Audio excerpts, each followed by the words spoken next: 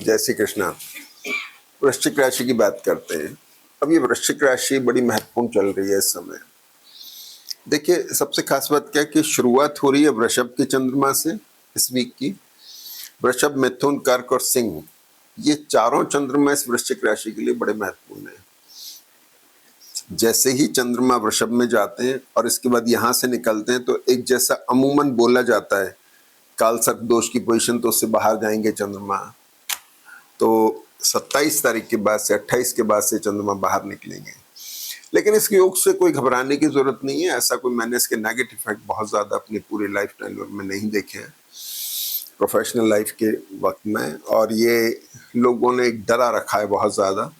मैं कभी कभी राहु केतु के बारे में अभी बात करूंगा कभी, कि दोनों ग्रह कैसे आपकी जन्म पत्री को बहुत मजबूत बनाते हैं। तो वृश्चिक राशि के लिए राहु केतु का यहाँ चतुर्थ में बैठना बड़ा इंपॉर्टेंट कॉम्बिनेशन है। आपके प्रोफेशनल पार्ट को, आपकी पोजीशन को, आपको स्ट्रेंथ दे रहा है कॉम्बिनेशन बहुत ज्यादा।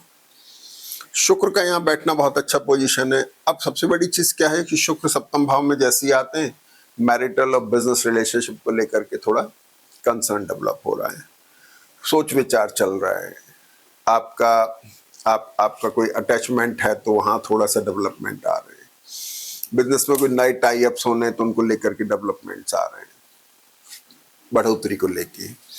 बचा कुचा क्या हुआ कि शनि की दृष्टि भी इसके ऊपर है, तो एक रीडिफाइनमेंट आ रहा है। जो बच्चे जिनकी शादियां होनी है, प्रपोजल चल रहे हैं, उनके लिए बड़ा महत्वपूर्ण समय है। तो ये एक बात हो गई। अब अगली बात क्या होती है कि चंद्रमा जैसी धनु राशि के साथ में जाते हैं, इस जन्म पत्री के अंदर बड़ा इंपॉर्टेंट कॉम्बिनेशन ये चल रहा है कि मंगल की दृष्टि भी वृश्चिक राशि पर है और शुक्र की दृष्टि भी वृश्चिक राशि पर है। और लग्न के ऊपर एक तरह से वृश्चिक राशि, वृश्चिक लग्न वालों का टाइम तो रोमांटिक है, बढ़िया है, लेकिन हेल्थ का ध्यान रखना है। कफ, कोल्ड, टूथ प्रॉब्लम की वजह से आप परेशान हो सकते हैं। केतु मंगल आपकी कमर में, पीठ में दर्द दे सकते हैं, लेकिन ये सब ठंडक के दर्द होंगे। खाने पीने में ऐसी चीजों को बरतें जो आपको बहुत ज्यादा ठंडी ना हो।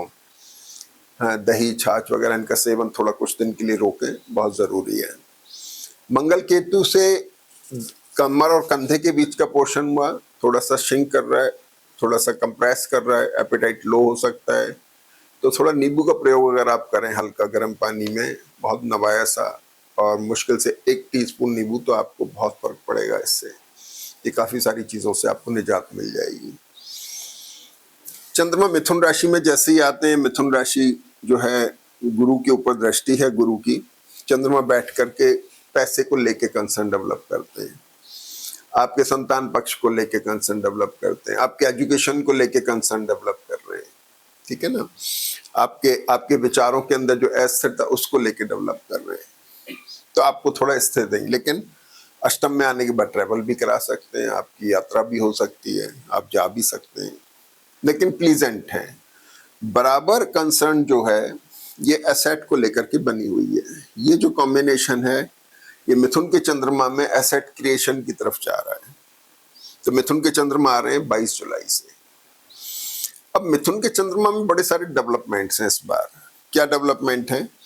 चंद्रमा जैसे यहाँ आते हैं तो बुध के साथ में कॉम्बिनेशन बनाते हैं, जिससे दशमेश सूर्य भी इफेक्टिव हो गया और धनेश और पंचमेश गुरु भी इफेक्टिव हो गया। दोनों एक्टिव हो गए, पैसा आ रहा है, खर्च भी हो रहा है, प्रोफेशनल चेंजेस आ रहे हैं। प्रोफाइल में चेंज एक अच्छा वर्ड बोलते हैं हम लोग, तो within the organization, out of the organization अच्छे मायने में चेंजेस आ रहे हैं। भाग्य में वृद्धि हो रही है, एसेट खरीदने की तरफ टेंडेंसी बन रही है। जो पढ़ने वाले बच्चे हैं उनके लिए बहुत बढ़िया टाइम है, कुछ अच्छे रिजल्ट आ सकते हैं। एग्जाम अगर होता है तो बहुत ध्यान रखने की जरूरत है। तो ऐसे करके मिथुन का चंद्रमा बहुत अच्छे रिजल्ट दे रहे। इसके साथ में कॉम्बिनेशन जो है ये है कि इस धनु राशि को ये बहुत ज्यादा इंपॉर्टेंस दे रहा है। धनु राशि के ऊपर देखिए शनि, गुरु, चंद्र और केतु तीनों की दृष्टि हुई। तो धनु राशि के लिए जो है आर्थिक दृष्टि से वृश्चिक राशि वालों के लिए बड़ा इंपॉर्टेंट समय है। अगला टाइम आता है कर्क राशि में चंद्रमा, जो आपके लिए बहुत महत्वपूर्ण है, क्योंकि चंद्रमा उस समय भाग्य भाव में चलेंगे, सूर्य और बुध के साथ में होंगे, भाग्य में इजाफा दे रहे हैं, वृद्धि दे रहे हैं। और एक बहुत अच्छा टाइम आ रहा है कि जब कर्क राशि में दिन के समय में चंद्रमा वर्गोत्तम में, अब जैसे रात में चंद्रमा वर्गोत्तम में होता है, आपको निर्णय लेने की क्षमता आप में होती नहीं है। लेकिन कर्क राशि का चंद्रमा जो 24 से 26 तारीख में, इसमें 24 तारीख को पर्टिकुलरली 11 से लेकर के सुबह और शाम को 5 बजे तक चंद्रमा वर्गोत्तम में है, तो आप कोई बड़े निर्णय ले सकते हैं, महत्वपूर्ण निर्णय ले सकते हैं। सिंह राशि के चंद्रमा थोड़ा सा स्ट्रेसफुल हो सकते हैं, प्रोफेशन को लेकर के कुछ स्ट्रेस डेवलप हो सकते हैं, लेकिन उससे परेशान होने की जरूरत नहीं है।